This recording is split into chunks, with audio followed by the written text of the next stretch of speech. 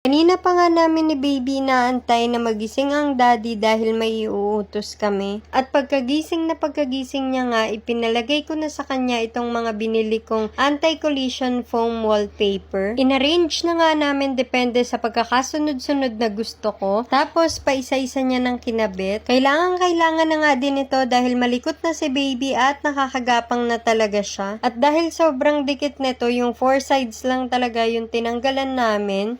Tatawanan nga ako ng daddy dito dahil sinabi ko sa kanya na magagamit ko pa yan sa susunod kaya wag niyang tanggalan yung gitna. Gusto ko kasi na mas madali siyang tanggalin kapag kailangan naming ilipat or papalitan na. Ang ganda nga din ito dahil makapal yung foam at malambot. Tinry ko na din iuntog-untog yung ulo ko dyan at effective nga siya dahil hindi ako nasaktan.